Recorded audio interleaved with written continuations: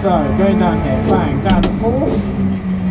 Hi guys, and welcome back to Archie Hamilton Racing, and welcome to what is going to be an awesome video ahead. You join me, I've just arrived at DH Rofgo. This one's going to be cool. The response that I got for my racing video that I'm making my racing return next year, working towards it, was amazing, and getting a chance to work with Porsche, drive the GT3 Cup car, drive the GT4 car.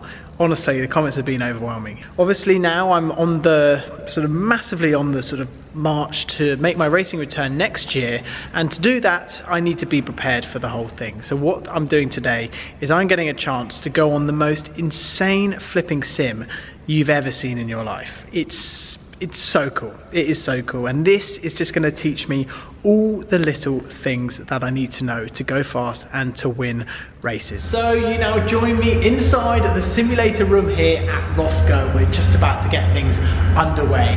It is an unbelievable facility. We have a flipping racing car in a sim room to keep me fresh. Basically, it will allow me to learn all the circuits, speed me up, and basically shortcut the route in terms of all the testing and things like that, because I personally don't have the budget to do all the testing. So what it will do, it will shortcut all of that. Me personally, I have a Vasaro racing simulator which I have at home, but this gives me the full peripheral vision, and it's something just a little bit different. What you're going to see today is something epic. I'm going to take you through it. You're going to see, hopefully at the end of it, you'll see my data, because there's data which you can print off.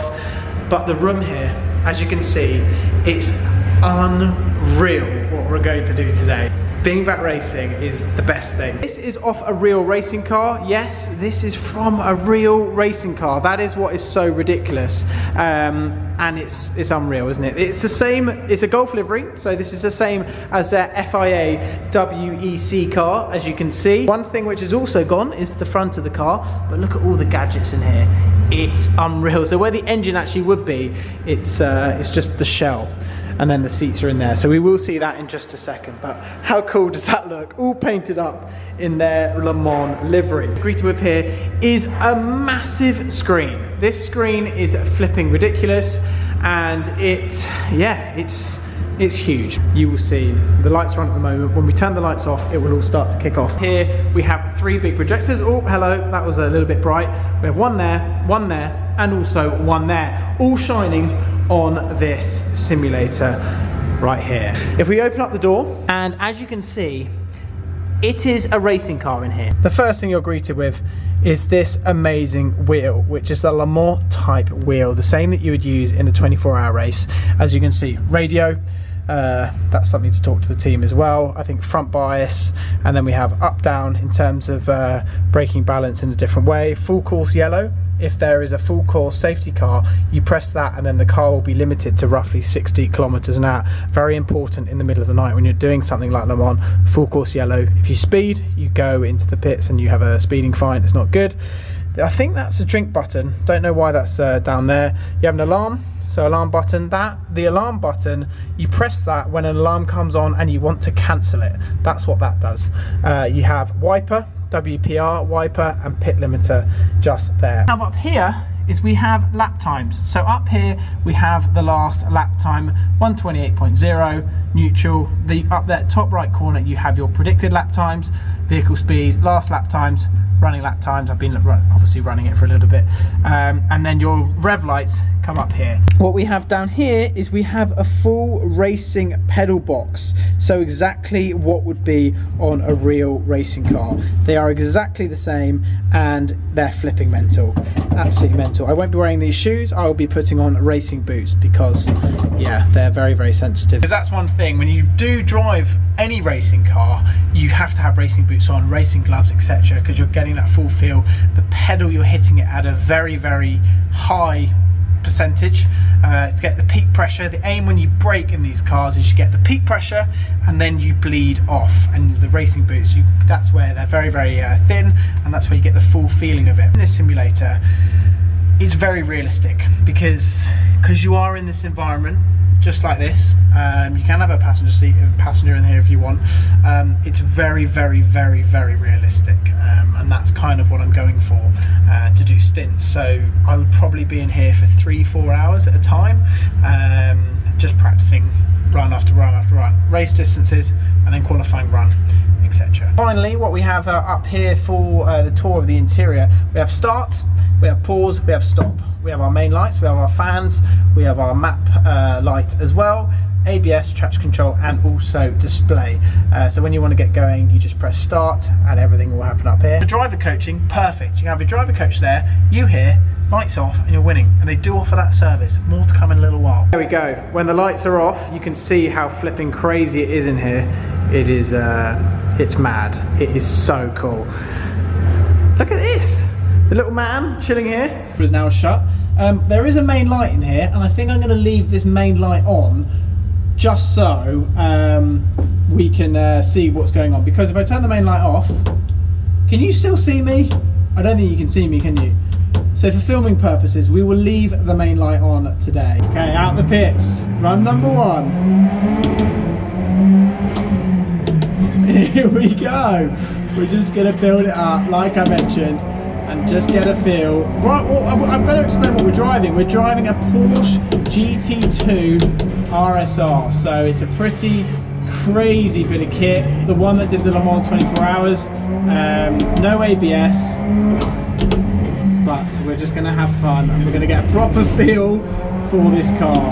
Honestly, this is going to teach me so much and keep me in perfect condition for getting back racing. So Brands GP will be on the calendar, and this is a very, very good opportunity to do it. Feels very real.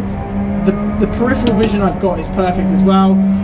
But yeah, in 5th gear, down the back straight, down to 4th, turning in, getting straight back on the power, and then we're going to Hawthorns, which is pretty dodgy, but we're going to brake early, go down to 3rd gear, get the car in, a little bit of understeer, tyres are still cold, up to 4th gear, and there we go. We're going to go down to 3rd, we can turn in a lot early, you can take a little bit of grass there if needed, down to 3rd here, down to 2nd, get the apex, and then power early, use the exit curb, not too much because it will spit you into the inside wall, and we do not want that, that's not ideal.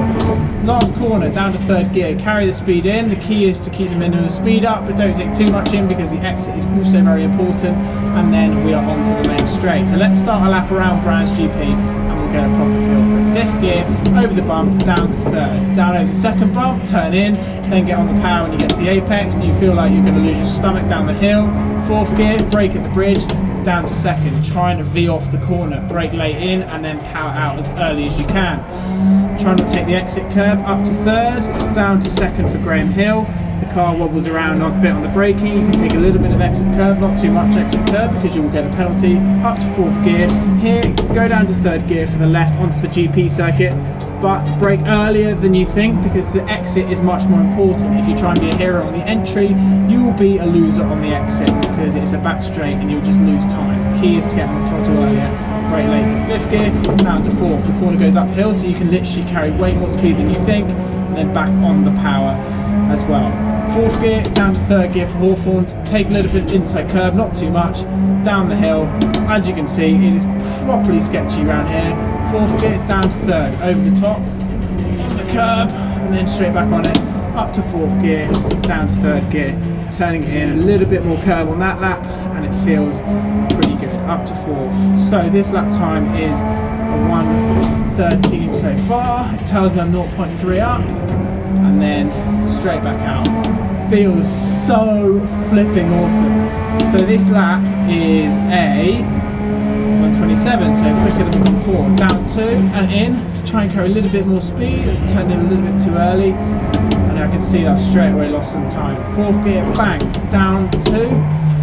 I'm going to try and be a little bit more aggressive, but honestly this sim is so realistic. It honestly feels like I'm in a race car, and that's the crazy thing, and that is all because of this cockpit. It feels so realistic. Down to 3rd, bang, down to 3rd, but then turn in, and I outbroke myself, so my dash will be telling me that I lost. And I did. I ended up losing time. So now we've actually put my brother in the car. So we can, Henry, you're reversing the wrong way down the straight. You're going the wrong way, mate. You need to turn around. You're totally the wrong way. Yeah, left. Yeah.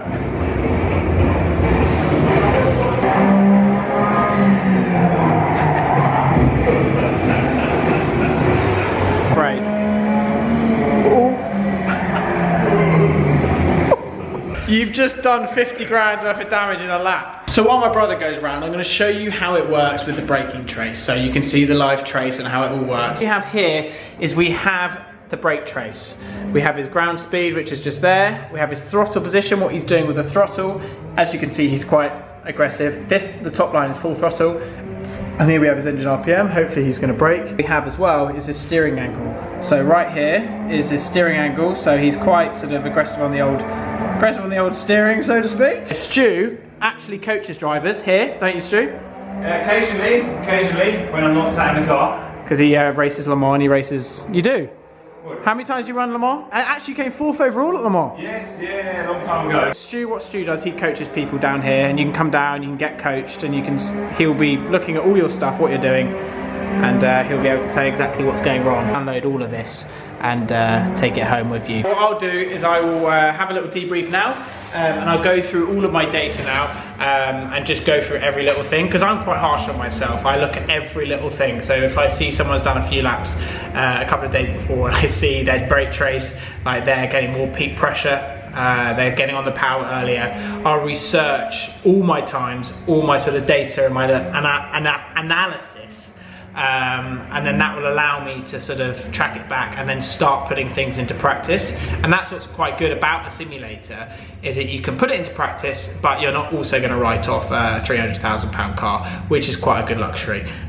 So that's what I'm going to be doing all day. So I'm not going to be filming 3-4 hours, but I'm going to be in here for 3-4 hours, so I can brake later, try things, because the braking system's the same as a real car. So all of this is pretty mad. But what I'm going to do, go through all that, and then we're going to go for one more run. Wear my racing helmet, because this will basically my peripheral vision. So as you can see, I'm in the shell of a racing car here, and basically what I'm seeing right now is I'm seeing a lot more than what I would see in real life. In real life, I would have a helmet on, so all you're basically seeing is out of this gap just here. So basically that just means that I'm going to be seeing, if I have it on, that's exactly how it would be in real life.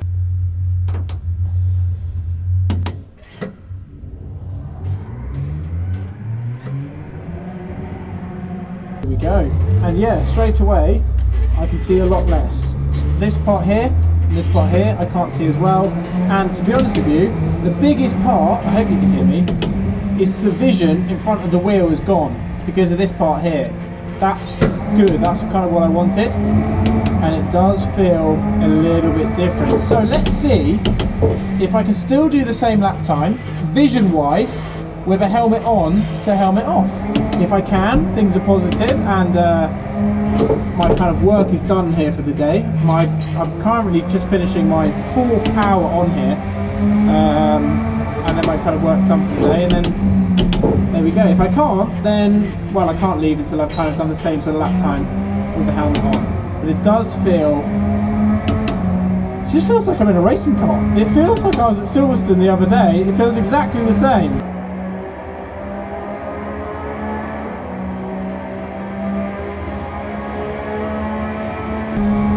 So, going down here, bang, down to 4th. Vision wise exactly the same, but it's interesting to feel this all out basically. You just don't see as much.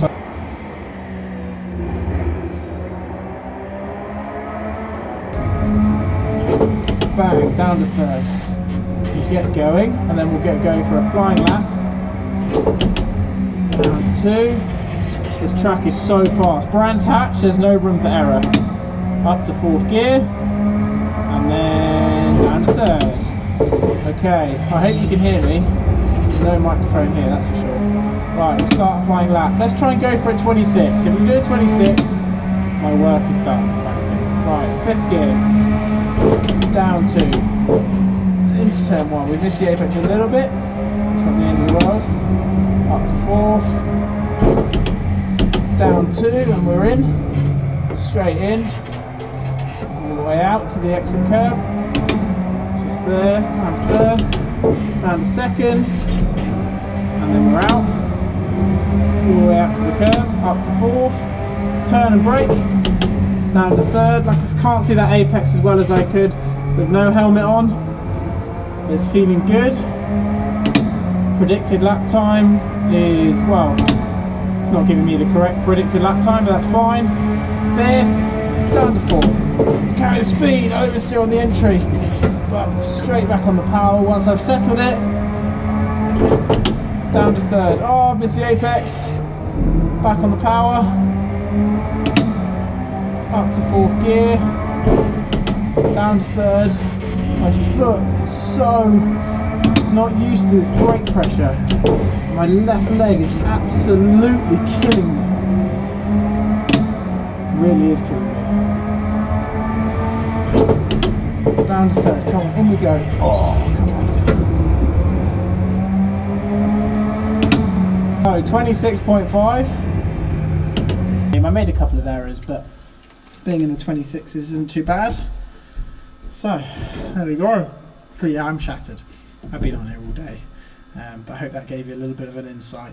And yeah, having a helmet on, having it off, no time at all. So it's all a success. So I'm really happy with my progress, really happy where my braking is, where my accelerating is, where my sort of getting smoother with the wheel. So there we go. I've just jumped out of the simulator here at Rofgo, and that rounds off what has been an epic day. I hope you have enjoyed it. Just to give you a little bit of a behind the scenes of how it all works in terms of preparation for my upcoming season, etc. And this was the perfect way to do it. Obviously I've got my own simulator myself, but this was more just being in the environment and just the rawness of it, and the braking, everything, just sorting all that out to just to be so I'm at the front. Obviously I love making this racing content for you all. After seeing the comments of my Porsche test, which went really well, I just thought, you know what, I want to make more of this, and the racing return is definitely on the card. So there will be more news on that the moment I know, but I'm really focused on it at the moment, hence why coming here for about 4 hours, really just working on my braking technique, working on sort of my steering technique, working on different things like that, and being as smooth as possible, because over the winter I'm not going to get a chance to be in an actual racing car itself because of the weather, etc. Come February, March will be time when things start happening and testing starts to happen, and I feel by that point I will be fully, you know, ready to go basically, and that's the key, because you want to get to the first race, be on it, and we want to win races. But yeah, it's been an epic day, and just giving you this behind the scenes is it's epic. We just turn the sim off. Look at that. It's utter madness. And I'm loving it, and I'm improving all the time, which is perfect. So I hope you guys have liked this. If you have any ideas of what you want to see next racing wise, let me know, because what I've just been doing solidly is getting everything ready for next year, and I want to next year really want to document it as best as I can. Competitions to come and watch the races, doing live streaming when I'm racing, that's one thing that we'll do on YouTube. Track days, you guys can win a chance to get a passenger ride lap alongside me. Loads of different things to involve you all as much as I can. Someone wrote, can you imagine all of Archie's subscribers turning up to race 1, everyone coming down, everyone enjoying it, everyone getting involved. It's a community, and I love making this. I really do. I feel that we're on the road to something pretty awesome, but all we need to do now is win, because if we don't win, you're gonna have a go at me. Rightly so. Anyway guys, I hope you've enjoyed this. Make sure you also check out Rofgo's details down below and how you can have your own go on one of these. I'll leave those down below. Don't forget to subscribe if you haven't already, guys, and I'll see you all very soon.